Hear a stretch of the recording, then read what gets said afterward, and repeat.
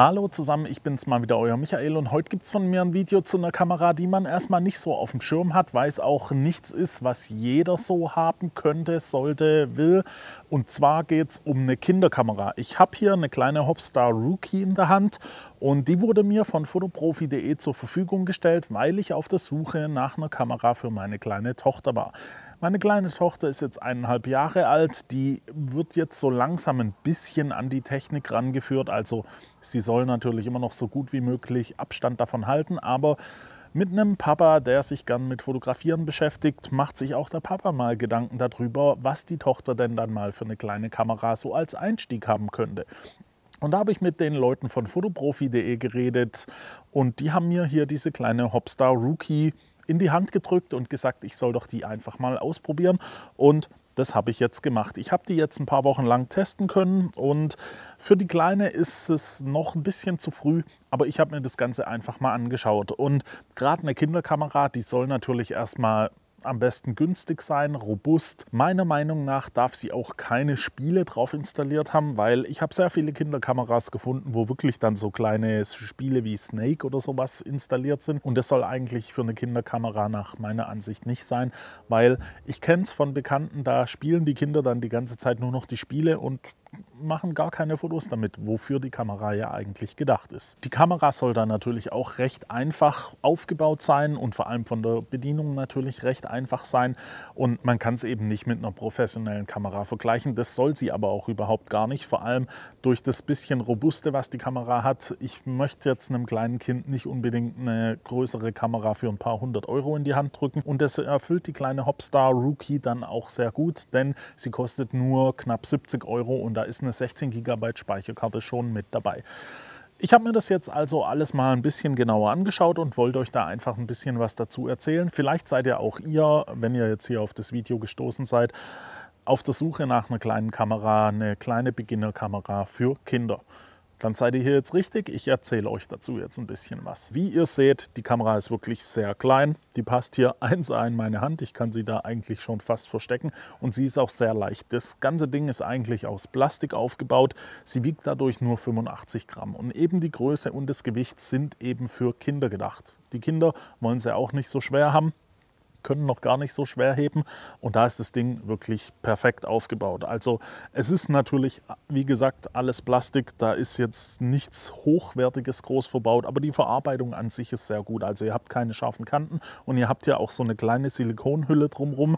Ich habe jetzt hier diese Ananas-Optik, da gibt es verschiedene Hüllen, also da könnt ihr euch diverse Hüllen aussuchen, was eurem Kind vielleicht da am besten gefällt. Technisch gesehen habt ihr hier einen 3-Megapixel-Sensor, und das ist jetzt wirklich nicht viel. Ihr könnt über die Einstellung eine Interpolation auf 30 Megapixel einstellen. Davon rate ich aber dringend ab, weil die Bildqualität an sich ist jetzt schon nicht so der Hammer, und durch die Interpolation wird es dann nicht noch besser. Ansonsten, wie gesagt, ihr habt eine Speicherkarte, eine Micro-SD-Speicherkarte, welche schon mitgeliefert wird. Die hat 16 GB, und die 16 GB, die sind bei den 3-Megapixel-Bildern gut für Zehntausende Bilder. Also die Kamera hat mal zwischen 40 und 70.000 Bilder, also Restbilder angezeigt. Und ich denke, bevor man das Limit erreicht hat, hat man die Bilder dann doch schon mal von der Karte gezogen. Ansonsten hat die Kamera einen 750 mAh Akku verbaut, und der ist, ich weiß nicht für wie viele Shots gut, denn ich habe schon ein paar 100 bzw. 1000 Bilder gemacht und er zeigt immer noch voll an. Also der hält wohl ziemlich lange. Ich habe die Kamera auch beim Spazierengehen und so unterwegs ja, mit dabei gehabt und eigentlich auch nicht ausgeschaltet, also angeschaltet und angelassen, immer wieder Bilder gemacht, und der Akkustand ist immer noch voll eigentlich. Also sie zeigt die vollen Balken an. Ich weiß jetzt wirklich nicht, wie lange der Akku hält, aber er dürfte sehr lang halten. Geladen wird das Ganze über Micro-USB. Ihr habt hier den Anschluss, den Micro-USB-Anschluss. Cool dabei ist, ihr habt hier so einen kleinen Lanyard dabei, den ihr hier befestigen könnt, und dann könnt ihr euch das Ganze um den Hals hängen oder eben auch ein bisschen tragen. Der ganze Lanyard ist aber auch dazu da, dass ihr das Ganze laden könnt. Ihr habt hier den Micro-USB-C-Anschluss, Micro-USB-Anschluss, könnt den hier einfach dann verbinden zum Laden, und habt auf der anderen Seite einen USB-A-Anschluss, wo ihr das in irgendein Netzteil oder sowas einstecken könnt. Jetzt haben die meisten vielleicht schon ein USB-C-Netzteil zu Hause und auch da wird euch geholfen, denn ihr habt hier so einen kleinen Adapter dabei auf USB-C oder auch auf Micro-USB. Aber der USB-C-Adapter ist da eigentlich ja, der Vorteil, weil da könnt ihr einfach eure USB-C-Netzteile mitverwenden. Ihr könnt das Ganze dann hier ganz einfach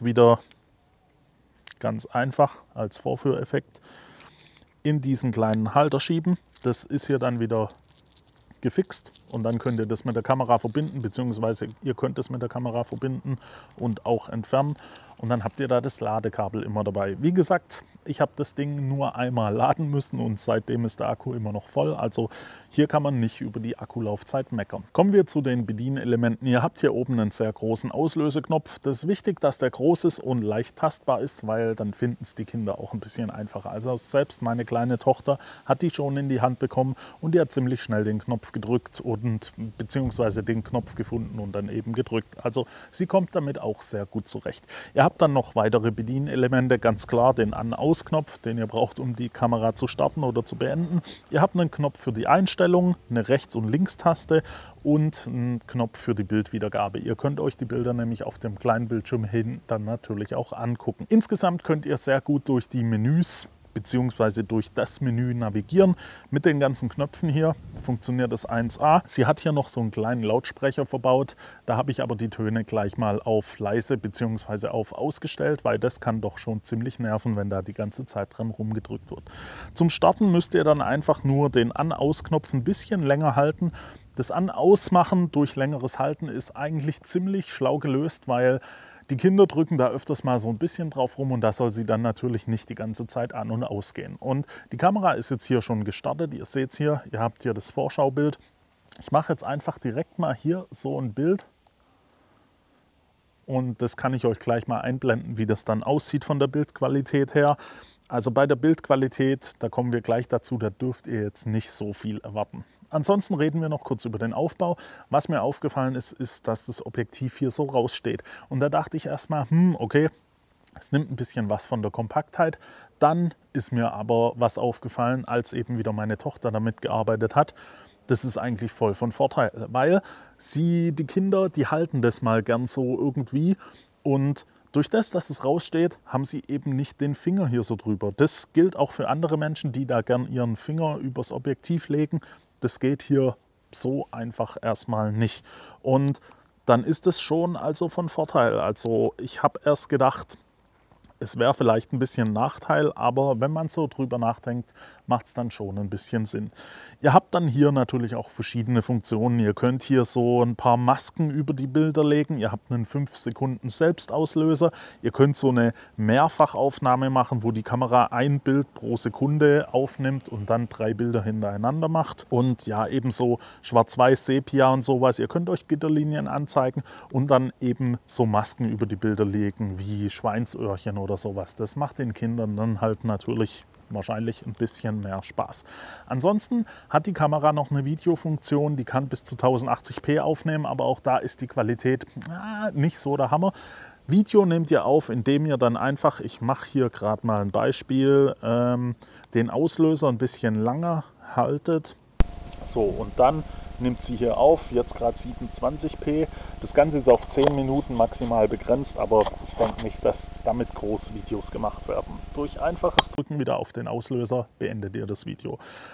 Ich habe es euch jetzt wahrscheinlich gerade schon eingeblendet, wie das Ganze aussieht und deswegen lasst uns einfach mal über die Bildqualität reden. Und da muss man jetzt einfach so ehrlich sein. Das ist eine Kinderkamera für 70 €. Meine Erwartungen daran sind jetzt auch nicht so hoch. Man darf es nicht vergleichen mit irgendwelchen Kameras, die Hunderte von Euros kosten oder so. Und auch hier enttäuscht die Kamera nicht mit der Erwartung, sag ich mal. Die Bilder sind für 3 Megapixel jetzt ja nicht wirklich detailreich. Also Das ist alles so ein bisschen weichgespült, ein bisschen verwaschen. Ich denke, da ist so eine Rauschunterdrückung drin, die das Bild eben sehr soft macht. Und das merkt ihr dann halt eben auf den Bildern. Also klar, ihr erkennt, was ihr fotografiert habt, aber ihr dürft dann nicht erwarten, dass ihr hier die hochauflösende Digitalkamera habt, um da irgendwie was super fein festzuhalten. Das ist hier auf jeden Fall nicht der Fall, aber ich habe das Ganze so auch nicht erwartet. Auf dem Bildschirm hier hinten, wenn ihr die Bilder wiedergebt, dann, ich kann euch hier mal gerade ein Bild zeigen, vielleicht erkennt man das ja so. Da sieht das Ganze auch relativ gut aus. Ihr müsst einfach beachten, wenn ihr die Bilder an einem großen Monitor zu Hause anschaut, dann sehen die schon wirklich nicht so gut aus.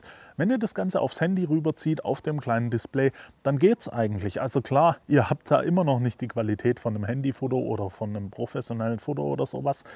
Aber man erkennt natürlich schon, was damit gemacht wurde. Und meiner Meinung nach geht es darum auch primär erstmal, die Kinder sollen damit Spaß haben, sollen da ein paar Momente festhalten können und vor allem das Ganze verpackt in einem robusten Gehäuse.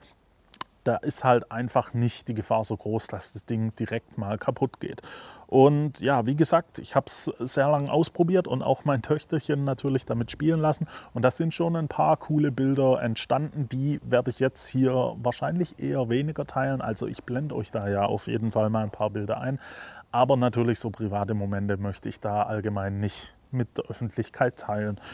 Wie gesagt, die Bildqualität ist jetzt nicht überragend, war aber auch nicht meine Erwartung an die Kamera und das darf man da auch einfach nicht erwarten. Es reicht aber, um Momente festzuhalten und um einfach lustige Bilder entstehen zu lassen. Mir ist einfach unter anderem auch wichtig, dass da wirklich keine Spiele installiert sind, dass da eben nur mit fotografiert wird und die so genutzt wird für das, was gemacht ist. Weil die Spiele, die lenken einfach ab und dann wird nur noch gespielt, keine Bilder mehr gemacht. Muss ja dann auch nicht sein. Ja, und das war es dann eigentlich auch schon von mir zu dem kleinen Test. Ich hoffe, ich konnte euch das ein bisschen rüberbringen, für was die Kamera so, was für Möglichkeiten die Kamera mit sich bringt. Wie gesagt, erwartet nicht zu viel, aber für 70 €, meiner Meinung nach, ist es schon eine sehr gute kleine Einstiegskamera, so als erste Kamera für die ganz Kleinen. Da kann man schon ein bisschen was mitmachen. Ihr könnt das Ganze ja mal ausprobieren. Schaut in den Fotoprofi-Filialen vorbei, die haben die Kameras dort, da könnt ihr das sicher mal ausprobieren. Vielleicht bringt ihr eure eigene Speicherkarte mit, dann könnt ihr euch da Bilder drauf machen und das Ganze mal zu Hause anschauen. Ich finde es eigentlich ganz cool und auch hier diese Möglichkeit, diese Silikonhülle hier einfach zu wechseln, um da was Passendes zu finden, dass das Kind vielleicht auch mal öfters drauf guckt oder sowas, ist ganz cool gemacht. Die Erwartungen dürfen eben nicht so hoch sein, aber bei Kinderkameras sollte das im Allgemeinen nicht so hoch sein. Insgesamt 70 €, knapp 70 € mit Speicherkarte und so weiter. Ist das schon ganz cool. Ich hoffe, das Video hat euch gefallen. Wenn es denn so war, lasst mir ein Like da, abonniert den Kanal für weitere Videos. Wenn ihr Fragen oder Anregungen habt, schreibt die einfach in die Kommentare. Ich versuche die dann zu beantworten und dann sehen wir uns hoffentlich beim nächsten Mal wieder. Bis dahin wünsche ich euch eine gute Zeit. Ciao.